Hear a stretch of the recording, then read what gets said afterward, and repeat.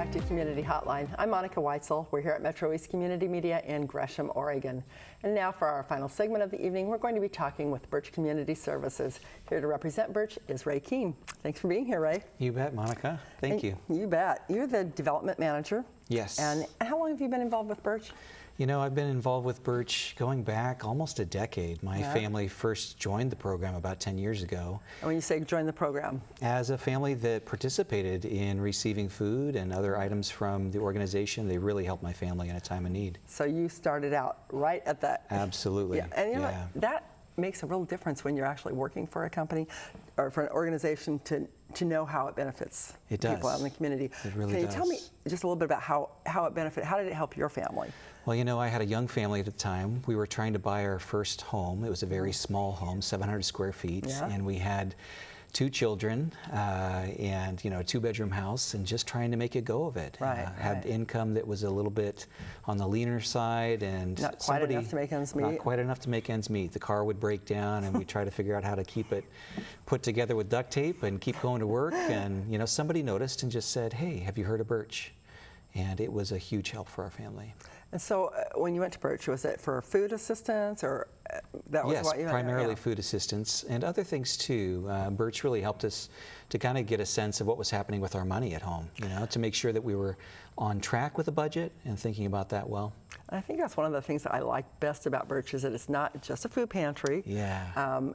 Are there other things? Do they provide clothing and stuff? Or is it? Yes, food, clothing, and household items. Okay, great. But they also have like workshops, and there's things that you're required to do in order to continue getting help from Birch, correct? That's right, yeah. Every participant family has to take our finance class where we teach about budgeting and the wise use of credit. That's an important piece. I should have taken that one years ago myself. And all the families have to give back of their time. We were just talking about volunteerism before we came on, and it's so important that people are able to get their hands into the work and they're able to be a part of the solution. So all of our families give back of their own time to make sure that there's bread on the shelves for other families just like theirs. That's great. I want to talk about that a little bit more, but I know you brought a video. Oh, yeah. And maybe we could watch a little bit of that so we can give us a feel for what Birch Community Services is all about. So let's take a look at that now.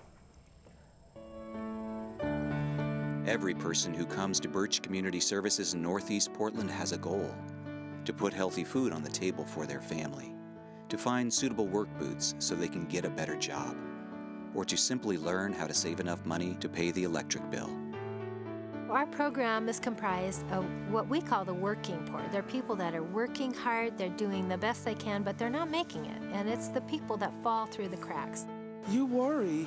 I mean, you don't want to feed your children high sodium, you know, carbs for dinner, but after my bills, sometimes I'd have 20 or 30 bucks for 2 weeks to try to feed my family on, and it was just really hard. My husband had been his hours had been cut, and so we were struggling. And we had a lot of credit card debt. My daughter has kidney disease, and so we were racking up the medical bills too. We were out of money. The stress in our marriage was higher than it ever had been, and that it's ever been since. I just can't do it by myself. Yes, I do need help. The price of things have gone up. I would have just been struggling one day to the next, morning to night. Who knows where I would have been. There are a lot of people out here like this. We're not judging them, we're just opening our arms to them and welcoming them into an environment where they can find hope and healing and a future.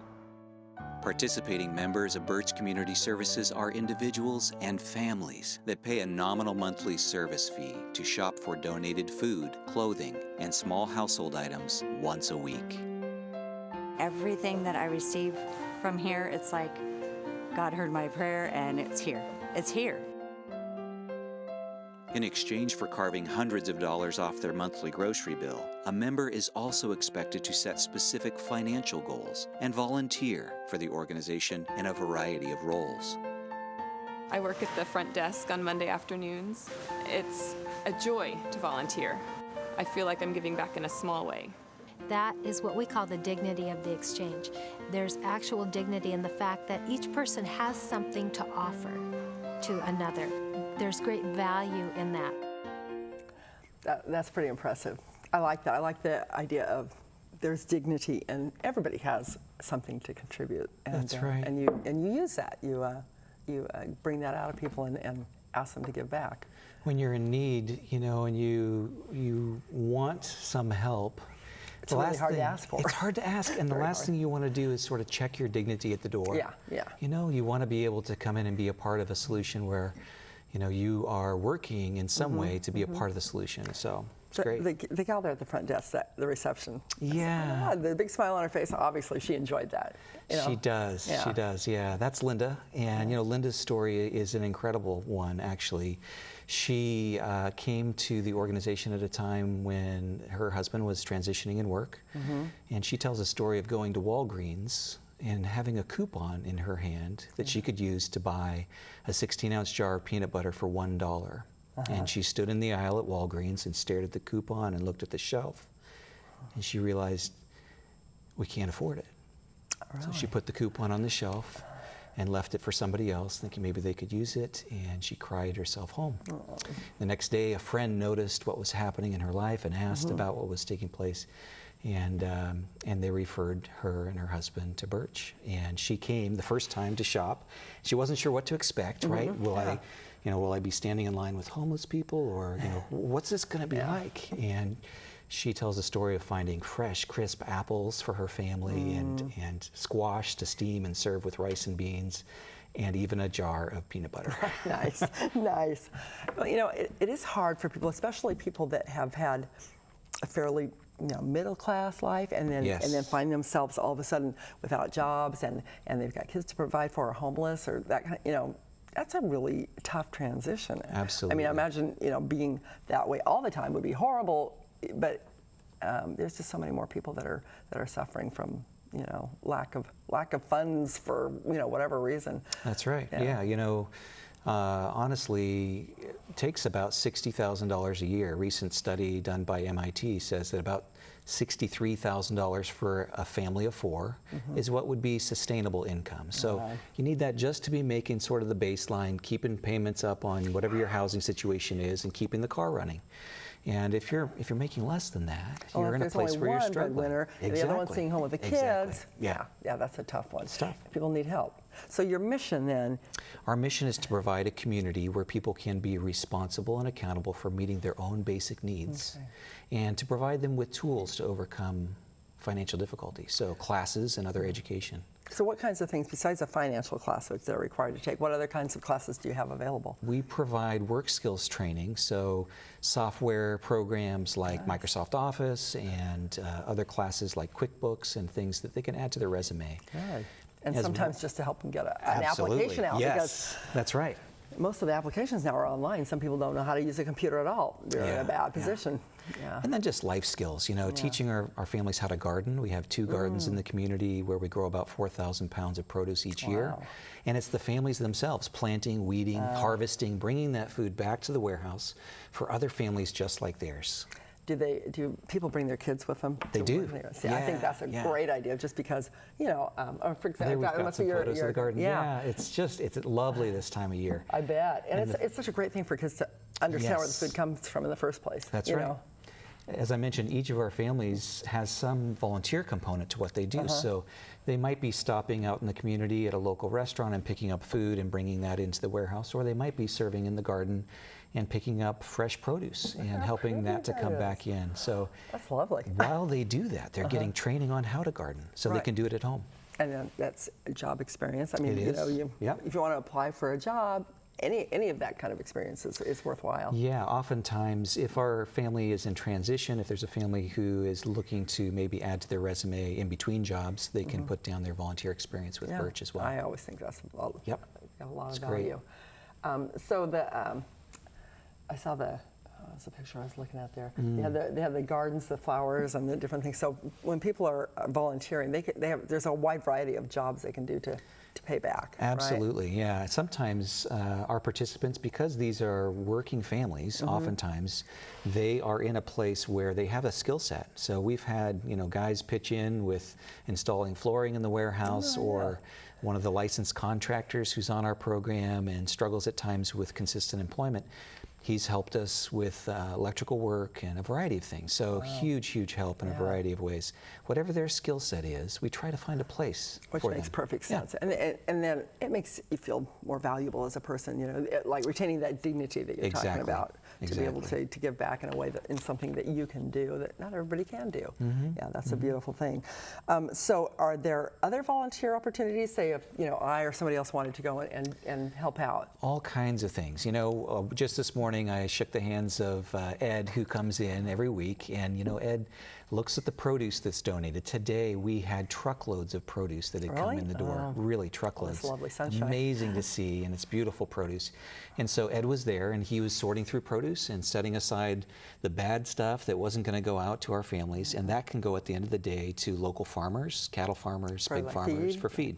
Perfect. But the great stuff, that goes out to the families. And so Ed just volunteers once a week and drops in on a Wednesday, and he loves to serve. He's a retiree. Yeah. But we see others come in too, who maybe at the end of their shift, or maybe sometimes other professionals who have a little bit of time carved out in their day. They can serve either in the warehouse in preparing food to go out to families, or in the gardens, or if they have a skill set, we'd love to have them teaching. Tonight, right now, actually, Tom Rich is teaching a class on Excel in our warehouse, in our classroom. And he's a professional who does that usually for compensation. In this case, he's just giving his time back. That's great. Yeah. Now, if I remember correctly, at one time you were also doing cooking classes. Yes, does that still happen? We have many cooking classes. Okay. Ethnic cooking classes. We've had, classes on teaching how to cook tamales, or maybe Egyptian style food, or Moroccan, or just a variety of things. Ways to look at the food that comes through the warehouse. Some of our families are coming in maybe for the first time and thinking about cooking again. And so they'll see eggplant on the shelf and go, what do I do with eggplant? Exactly, right? exactly. So we do those cooking classes, and then it gets them some engagement with cooking and sort of some fresh creative ideas. It's fun too. It is fun. It's fun. Yeah. And you can save a lot of money if you know how to cook. Yes. So if you're going and you're getting this great fresh produce and you don't know what to do with it and it gets wasted, then what's the point? Yeah. So learn to cook efficiently and economically, but have some good healthy food. That's great. Well, we don't have a lot of time. What else do we need to know about Birch? Wow, we've been around for 23 years. Last year we redistributed 8.1 million pounds of food, clothing, and household items. 7 million pounds of that was food. And we couldn't do it without our product donors. So we're grateful for the 150 organizations, businesses, food manufacturers, redistributers. You've got some good partners in the wonderful community. Partners. Yeah. We're grateful for those folks. And there may be others out in the community who have food who could make that available. We just got a call today from a local store, New Seasons, and they were talking about a way that they might be able to partner in a stronger way. So very thankful for those partnerships, and other ways that people can be involved.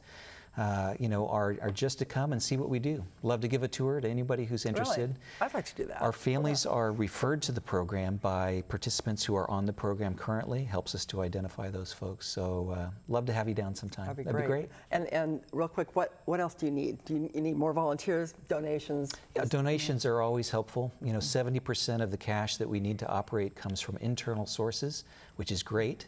But that other 30% is contributions from the community. So we'd love that help. And you do occasionally have fundraisers and things? We do, yeah, yes. I know you just had the festival last weekend, so. Yeah, the festival was fantastic. The East County Health and Wellness, Yeah, so that's great. Good partners like that are wonderful to have. Absolutely. Yeah, thanks so much, Ray, I appreciate it. And thanks so much for watching Community Hotline. As you can see, Birch Community Services, been around for a long time, really great partner in the community. And if you want to find out more, do go to their website and check it out, or go for a tour. Ray will be happy to give you one. Thanks so much for watching Community Hotline. We'll see you here next week.